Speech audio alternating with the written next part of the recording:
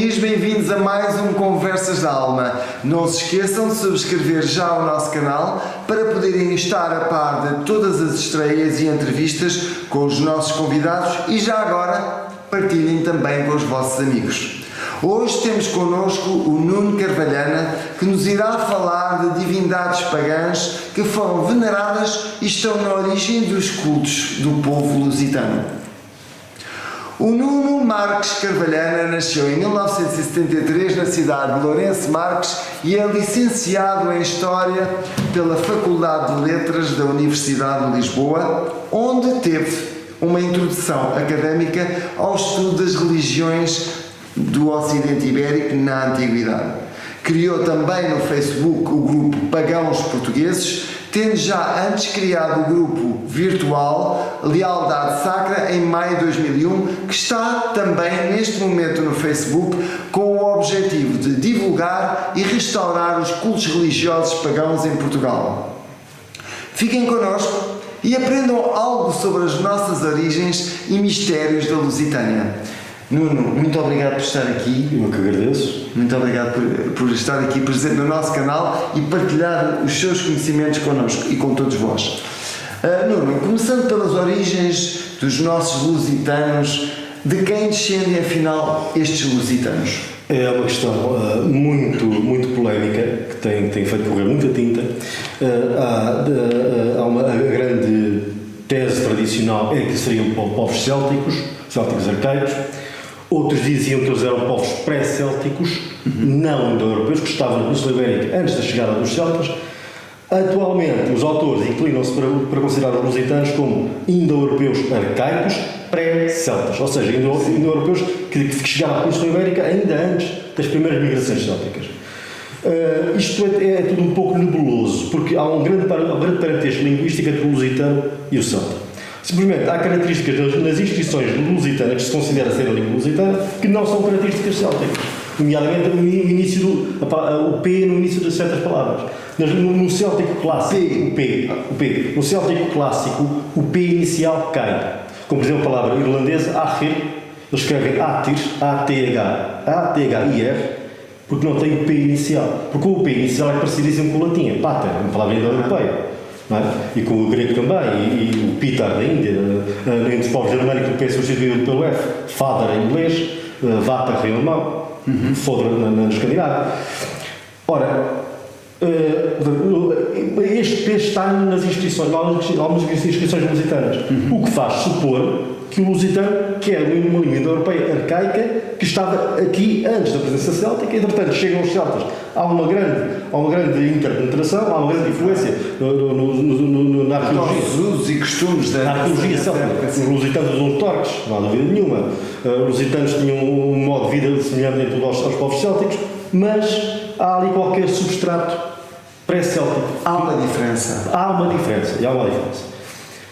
Entretanto, as divindades célticas mais adoradas no mundo da Europa Ocidental Céltica, inclusive na Península Ibérica, também na zona da Celtibéria, digamos que na zona da Península Ibérica divide-se em duas grandes áreas étnicas, antes e durante a presença romana, que é uma área indo-europeia, que é centro, ocidente e norte da Península Ibérica é indo-europeu, predominantemente céltico, mas se calhar não só céltico, como já disse, e a zona sudeste, que é a zona dita ibera, dos iberos, que é um povo não indo-europeu. Também se fala muito, claro.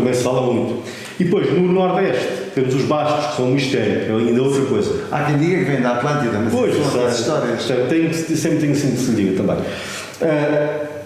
Entretanto, há uma fusão de celtas com iberos na zona central.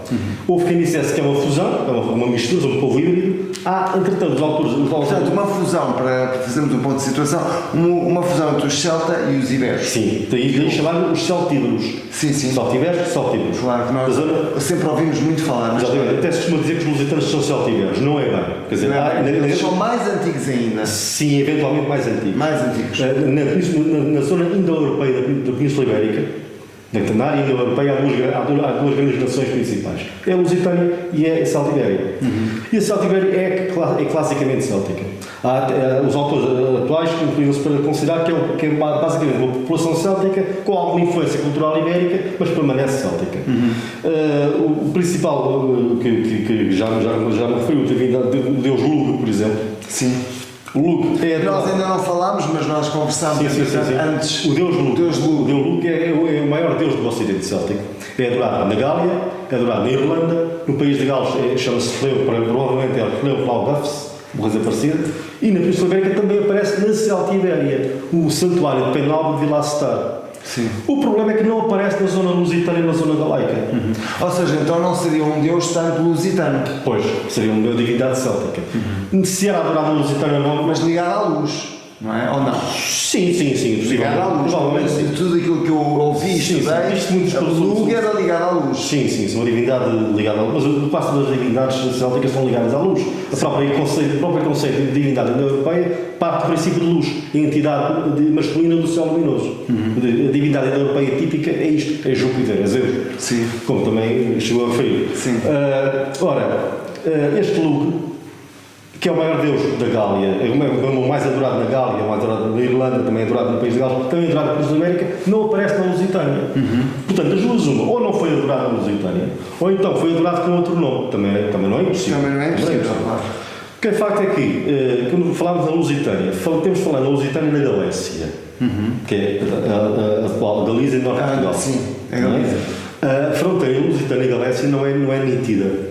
Quer dizer, os romanos estabeleceram esta fronteira, no Rio Douro. Mas antes essa fronteira. Mas antes a Lusitânia era até lá acima, segundo diz o Estravão. Sim. A Lusitânia era até ao extremo. Até lá acima, sim. O parentesco entre lusitanos e galaicos é uma evidência. Sim, até a língua. Até a língua. É mais parecida com a nossa. Exatamente. A Lusitânia é uma evidência na atividade. Se eram diferentes, até que ponto é que eram diferentes, é que isso está para ver. Seriam teriam sido maior influência céltica. Ok. Mas a verdade é que não há também uma prova do culto de Deus Lugo na Galécia. O que podemos dizer é que há um conjunto etno-religioso do extremo norte da Galiza até ao Rio Tejo, mais ou menos, que é, digamos, a Lusitânia e a Galécia, que tem uma língua semelhante e tem presta culto ao mesmo grupo principal de divindades. E não está lá o Lugo, o que é sempre um pouco, quer dizer, é um pouco incomodativo, quer dizer, queríamos encontrar e não encontramos, não é? Sim. Mas por outro lado isto suscita, fomenta o nosso espírito criativo, para procurar mais, para encontrar mais coisas. Para investigar. Há um historiador, filólogo norte-americano, John Koch, que diz que o Lugo foi adorado nas zonas do extremo sul. Na região de Algarve, precisamente, na zona de Lacóbriga. Porque ele diz que encontra aí, ele estudou as inscrições tartésicas, que ainda são um grande mistério, e ele diz que é uma língua céltica. Ele insiste em dizer que é uma língua céltica. Que é uma língua céltica. Exatamente. Isto, portanto, as inscrições tartéssicas. Sim. Não é para ficar claro. Pois, as inscrições tartésicas são uma língua céltica. Os caracteres são locais, as letras, mas a língua que está presente é uma língua de raiz céltica, diz ele. Há quem diga que não, mas é um filólogo com muito peso. E quando ele diz as coisas é muito difícil. É baseado em muito estudo. Exatamente. Ele estuda profundamente as línguas célticas e diz aquilo que é uma língua céltica. Eu não ponho a mão no fogo por isso, mas também não digo que não. Claro. Não sabemos. Claro. Aparentemente é uma língua europeia. Provavelmente é uma língua europeia. Se é céltica ou não, não sei. Não sabemos ainda. Mas a maior parte dos autores diz que não. Mas seja como for, ele diz que há aí um indício de culto do Lugo. Há uma inscrição na Lacóbriga que aponta para. Que indicia isso. Exatamente. E há outra inscrição numa localidade, se não me recordo agora o nome, que é dedicada a uma deusa que ele diz que é Epona. Não aparece o nome Epona, mas aparece a referência à deusa rainha. Rainha é égua. E Epona é uma deusa dos cavalos. Sim. Muito adorada na Gália. E adorada também, provavelmente adorada na Irlanda com o nome de Maxa. No país de Gales é Rhiannon. Na Gália é Epona. E na Península Ibérica aparece a inscrição. É Pana, na região mais céltica, fora da Lusitânia, e aparece no Algarve, não aparece Epona, mas aparece a Rainha Égua, Deus é Égua. Por coincidência ou não, há no folclore algarvio a crença na velha da Égua Branca, que percorre as noites. Ou seja, essa tal divindade. Sim, pode ser. Eu sou a favor do estudo do folclore nacional, sim, porque eu creio que há de haver aí raízes. Há ecos de divindades disfarçadas e transformadas em entidades conquistadoras. E há vestígios. Pois, exatamente. Esta velha da Égua Branca, por acaso, aparece, por exemplo, numa zona em que se adorava. Podia-se ter esta Epona, pode ter sido isso. Nessa localidade, que eu agora lamento não me lembrar do nome, mas no Brasão de Armas, ainda hoje, tem uma igreja e 2 cavalos a correr assim em direção à igreja.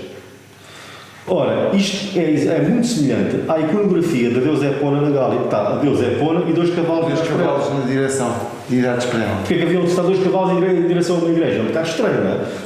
Ali, agarram aquela imagem que ali está, para o lado deste lado. Mas essa é a nossa divindade ancestral? Não. Estou-me a dispersar. Ainda então a nossa divindade lusitana. Ora, isso que é a nossa divindade ancestral lusitana, na sua opinião? Nós, infelizmente, ainda não sabemos isto. Sabemos muitas candidatas, mas não sabemos ainda. Mas há algum candidato ou candidata que seja mais provável? Temos várias divindades. Sim. Agora, como estava o mais cultuado? A principal divindade. Na Lusitânia. A norte do Rio Tejo, do Tejo até lá acima, a divindade a qual há mais inscrições é Bandua. Bandua aparece escrito Bandua, predominantemente Bandua. A norte do Douro, a sul do Douro aparece Bandia e Bande. Mas a origem é a mesma. Mas a divindade é provavelmente a mesma. Não é altamente improvável que seja outra. Bandua, Bandia. Tem denominações diferentes. Mas essa divindade Bandua é a divindade do quê? O que é que ela representava? Outro problema. Também não sabemos. Mas há muitos estudos sobre isto. Foi encontrado uma patra, um prato ritual do qual se oferecem, a partir do qual se fazem ofrendas às divindades, que está no Museu de Badajoz neste momento. Uma peça lindíssima, prata. E aí está escrito Band Araugal. Band Araugal deve ser o epíteto, porque as divindades tinham epítetos, que é uma espécie de alcunhas. Grandes divindades tinham muitas funções. E então, cada função ganhava um epíteto. O bando a salvador, o bando a protetor, o bando a guerreiro, o bando a que mata, etc. Arauga não se sabe o que é que significaria. Podia ser uma população arauguelense, não se sabe. Mas aparece bando Arauga. E o que é que está na imagem? É muito desconcertante. Porque está uma figura que parece feminina. Está com uma patra na mão. Vê-se que é e tem uma coroa que parece coroa de castelo, que parece que onde na iconografia romana é atribuída à deusa Fortuna. Portanto, e depois os nossos autores vêm-se um pouco aflitos a lidar com isto. A tentar decifrar. O que é isto? Nas inscrições, tudo indica que Bando é uma divindade masculina, mas ali parece uma imagem feminina. Também pode ser andrógina. Não é? Pode ser atrás, mas isso há autores que dizem que é uma divindade sem sexo definido. Exatamente. É uma entidade que supera a claro, porque há divindades que têm característica. A minha objeção a isso é que no mundo céltico, no mundo indo-europeu, não há as divindades importantes, não são assim. O sexo está bem definido. São masculinas ou femininas. Exatamente. Agora, ou são solares ou são lunares. Sim, é isso? Mas o solar e o lunar não tem necessariamente a ver com o feminino. São feminino ou masculino. Exatamente. Ora, o que acontece é que, entretanto, há uma autora que diz que havia um bando masculino e uma banda feminina. Que parece uma coisa assim um bocado popularucha, não é? As pessoas falam, um bando, uma banda e tal. As pessoas acham graça. Mas isto existia mesmo. Na Lusitânia, na zona propriamente da Lusitânia, a zona que é hoje a Beira Baixa, há Arântia e Arântio. São duas divindades. É Arântia e Arântio. Há inscrições que aparecem só Arântia, outros que aparecem o Yin e Yang, há esse equilíbrio. Aparece Arântia, aparece Arântia e Arântio. Portanto, há duas divindades. Arântia e Arântio. Só não será também isso, aquela questão do yin e yang, luz, dia, luz, sombra. Ou entidades que não se conhecesse bem, que os romanos não conhecessem bem, que isto estão escrito, estas inscrições estão feitas. Eram anteriores Exatamente. à influência Os romana. romanos tinham uma fórmula, mesmo na religião, a própria religião romana, que é Siva Deus, Siva Deo, Siva Dea. Sejas Deus ou sejas deusa. Estavam a prestar por uma divindade desconhecida, que não entendiam bem. Não sabiam se era Deus, se era deusa. Então, sejas tu Deus ou sejas tu deusa, Siva Deus, Siva Deo, Siva Dea. Fazem culto à mesma. Sim, exatamente. Siva Má, Siva Fémina. Portanto, Nós dedicamos isto. sintetizando, Bandua seria talvez a divindade lusitana Mais adorada. mais cultuada. Sim. Não E é? depois, exatamente. Há indícios muito interessantes de que seria uma divindade guerreira e protetora, protetora Da região. da população. Da população. E há até estudos um pouco mais ousados, mais atrevidos, mas eu recomendo que se leia isto, que seja Claro. não seja Por curiosidade. por Ou investigação. depois a partir daí pode ser descobrir novas coisas, que era uma divindade guerreira dos laços que prendem, que é uma entidade fundamental nos panteões indo-europeus. O Deus maior do panteão indo-europeu costuma ser uma entidade guerreira terrível, não, quer dizer, não é o Deus da guerra, mas é o Deus terrível. Sim. E senhor dos laços que prendem, senhor da magia que prende. Como o Lugo, o próprio Lugo é assim, é uma divindade terrível, tem um chapéu terrível. Na Escandinávia é o Odin, o Wotan na Germânia, que é um Deus terrível, não é? Também um Deus dos laços que prendem. Poderoso, exatamente.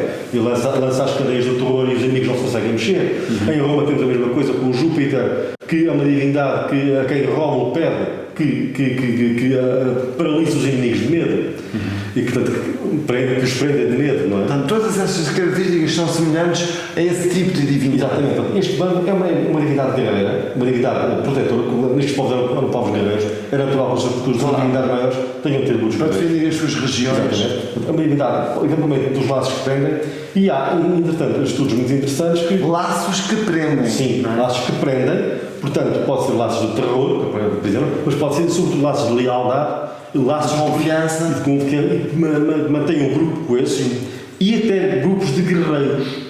Porque é uma instituição indo-europeia haver grupos de guerreiros, jovens guerreiros, que se afastam da sociedade e vivem todos juntos com a sua própria comunidade.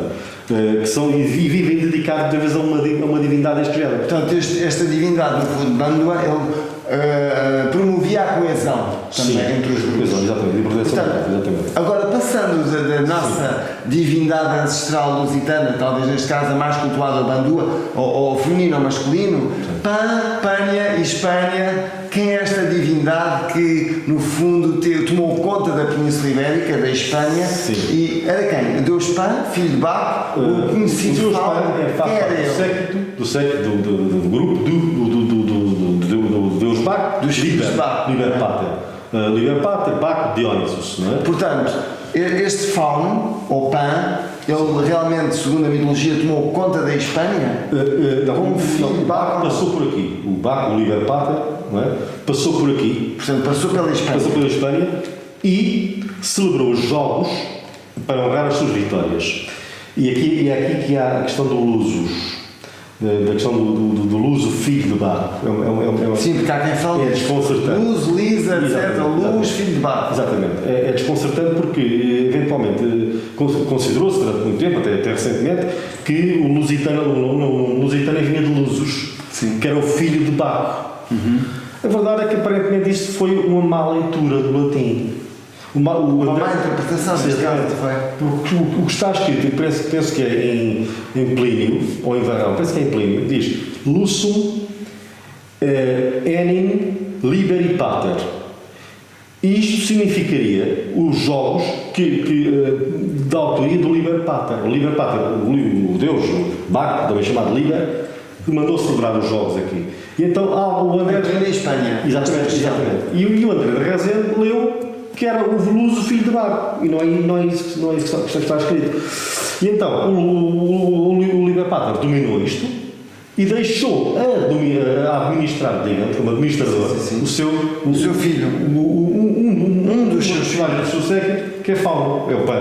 O Pan. Exatamente. De que tanto se fala muitas vezes. Exatamente. Quer dizer, isto são e daí Espanha é uma corruptela do nome PAN. Sim. Isto são etimologias. PAN e Espanha. São etimologias um bocado antigas, que os autores gostavam de descobrir os nomes, ou às vezes inventavam os nomes das coisas. Não é?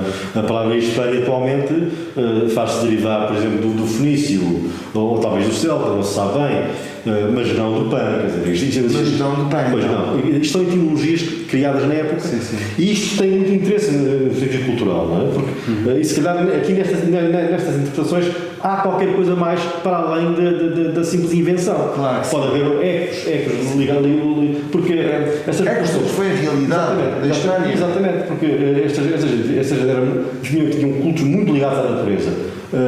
Prestavam culto em florestas. E Pan era um deus da natureza. Absolutamente da natureza. Exatamente. E uma das linhas mais desconcertantes de todo o estudo da religião ibérica, vou só para usar a palavra desconcertante, que tudo isto é um bocado cria uma certa decepção, mas também fomenta mais pesquisa, é o facto de, segundo diz o Estravão, os galegos serem ateus. Os galegos são ateus. Isto é uma grande chatice. Porque isto não bate uma coisa com outra, vezes não batem certo. Temos prova de que os galegos adoravam divindades locais. Então diz que são ateus, o que é que isto quer dizer? Eventualmente quer dizer que tinham divindades tão abstratas, dizem os autores atuais, divindades tão abstratas que os romanos não os conseguiam entender. Não conseguiam entender. Então dizem que eram ateus porque não entendiam. Não os entendiam. É um pouco estranho isto, mas enfim. Ou que não recusavam-se a prestar culto aos deuses romanos, também pode ser isto. Os romanos chegaram a chamar ateus aos cristãos, porque os cristãos recusavam os deuses romanos. Claro. Não é? Pode ter a ver com isto. Sim. Pode ser a forma deles, no fundo, verem os outros cultos. A divindade Bando aparece mais em locais onde há menos romanização. Há romanização, mas uma romanização mais rudimentar. Nos castros, nominalmente os romanos dominam, e as inscrições estão em maior parte delas em língua latina, com as letras latinas, mas está ali presente a presença romana, sem dúvida nenhuma, o poder romano, mas na prática aquela gente vive um bocado afastada do domínio. Daquela grande influência romana. Sim, exatamente, da romanidade. Agora, relativamente à fundação da cidade, relativamente ao Baco já ficámos com uma ideia, não é? Sim. Relativamente à fundação de Olisipo pelo Ulisses, pelo famoso Ulisses, o que é que sabe sobre isso? E depois, mais tarde, as Nereidas e Tritões, portanto, esse povo dos mares, mas começando pelo Ulisses, que andou a vaguear, segundo dizem depois da Guerra de Troia, andou a vaguear durante 20 anos e veio fundar, logo aqui em Portugal, em Lisboa, o que é Lisboa hoje em dia, exatamente, fundou Olícipo, esta cidade criada pelo Ulisses. O que é que nos pode dizer sobre isto? Isto parece uma narrativa assim fabulosa, não é? O Ulisses andava. Mas eu aqui gosto da teoria do professor Germano Saraiva. Dizia que este Ulisses era um representante assim, mitológico dos povos vindos do Mediterrâneo Oriental. Daí vieram povos que passaram por aqui e eventualmente fundaram a cidade. Há quem diga que o Olisipo... Mas não haverá um fundador, digamos um membro... Vamos chamar-lhe Ulisses. Que há sempre uma cabeça por trás, não é? Há sempre um chefe. Pois, infelizmente. Há sempre um líder. Sim. Portanto, certamente havia um líder para fundar. Não temos um nenhum nome a rei. não ser Ulisses. Como? Não temos nenhum nome a não ser Ulisses. Pois. Agora, os autores dizem, a maior parte deles, que o nome é de origem fenícia, Olisipo. Mas isto fenício tem que se lhe diga, atribui-se muita coisa aos fenícios no território português. Sim. Mas às vezes nem sequer há prova de que sejam fenícios. E aqui eu gosto da teoria de uns autores que não são propriamente historiadores, mas estudam muito profundamente a questão, são os irmãos Ferreira do Amaral. E eles dizem que, quando se fala em fenícios na Península Ibérica, está-se a falar de povos vindos do Mediterrâneo Oriental. Podem não ser fenícios, podem ser indo-europeus. Dos chamados povos do mar, por volta de 1200 antes de Cristo, percorreram toda aquela zona, destruíram tudo, deram a volta causaram um caos total toda aquela área, e eram diversos povos e vieram pelo Mediterrâneo até se calhar pelo norte da África, e alguns podem ter vindo fixar-se aqui Em Lisboa. que é Lisboa, no sul de Portugal e em Lisboa. E podem ter chegado em Lisboa. Esta Olisipo pode ter sido fundada por povos vindo do Mediterrâneo Oriental, podem ser não fenícios, podem ser outros indo-europeus. E por que não por Ulisses? Também pode ser. Também pode ser, não é? Se é que isso existiu, não é? Mas pode ser também. Não, é assim também se pensava que Troia não existia, que era um mito, e depois foi descoberta pelos arqueólogos, não é? Portanto, normalmente, atrás do mito há sempre alguma verdade. Portanto, agora não sei até que ponto, não é? Se há provas ou não de que Ulisses fundou realmente o Olicipo, a nossa cidade de Lisboa. Mitologicamente, é verdade. Mitologicamente, às vezes a mitologia às vezes é mais importante que a história. A mitologia é o modelo da história. A história é a super-história. É a história que tende para se situar no reino do ser. Enquanto a história é o reino do devir, a mitologia está no reino do ser. Às vezes na mitologia estão guardados segredos ou conhecimentos que nós já não entendemos. Sim. Mas se calhar fomos estudar, não temos acesso. Se calhar batemos de olha, afinal é isto que o mito quer dizer. E o mito às vezes pode servir para conduzir. Portanto, tudo é possível. E é possível então que Ulisses tenha fundado a nossa cidade. Sim. Apesar de que há essa teoria também dos povos que vieram pela Norte África ou pelo Mediterrâneo, que chegaram até aqui e fundaram a nossa cidade. Mas também haveria vestígios desses povos e de um líder desses povos. Provavelmente, ou não? Fala-se em. Quem é que se fala? Que Aníbal passou por aqui. O Aníbal, o grande Aníbal, não é? Agora, mais do que isso, há uma referência a um líder cartaginês, mas isto já não é história da antiguidade, já não é história da antiguidade, é já numa história medieval portuguesa, uma obra que falha-me agora o nome, do Frei Bernardo Brito, que diz que havia um Magarbal, qualquer coisa por Magarbal, não me recordo agora exatamente o nome, que passou por aqui e que teria fundado o Santuário da Novela. Isto é um bocado complexo. Não quer dizer que o Novela fosse cartaginês ou fosse fenício, mas os autores antigos, medievais e mais antigos, quer dizer, eles gostavam de escrever a história, escreviam a história com os dados que tinham. Claro. Se não tinham uma coisa, punham outra. Se não iam investigar como agora se faz. Não tinham os meios. Mas se não tinha uma coisa, tinham outra e presumiam que se calhar eram cartagineses, se calhar eram isto. E se calhar até pode haver no fundo verdade, podem ter sido povos vindos pelo sul. Porque o endovélico, que é... Falando agora do deus endovélico, tão conhecido que é muitas vezes em Portugal, é considerado o deus da Lusitânia. Sim. Ora, aquilo que é a Lusitânia, dos lusitanos propriamente ditos, de acordo com o Estrabão, grego, exatamente, ele põe a Lusitânia entre o rio Tejo e o rio Douro. Sim. Ora, o endovélico só é adorado na zona bem a sul do Tejo, em Florianópolis, Androal. Portanto, seria outra influência, outros povos. Exatamente. Agora, trouxeram esse culto ao endovélico. O endovélico faz parte da Lusitânia romana. Porquê? Porque os romanos dividiram a Lusitânia, dividiram a Península Ibérica em várias províncias. E então incluíram a zona toda do sul de Portugal e uma parte da zona de Espanha naquilo que chamaram Lusitânia. E não sabemos exatamente onde é que eram os lusitanos. Há pessoas que dizem que isso de falar da Lusitânia propriamente dita é um bocado nebuloso porque não sabem exatamente qual seria a Lusitânia propriamente dita. Mas o que é certo, o que não é que não há instituições dedicadas ao endovélico a norte do Tejo. Portanto, esquecemos do endovélico a norte do Tejo. Pois. Não é? Portanto, Bândola, neste caso, tinha muito mais influência, era muito mais cultuado, encontram-se muito mais vestígios arqueológicos desse mesmo Deus, no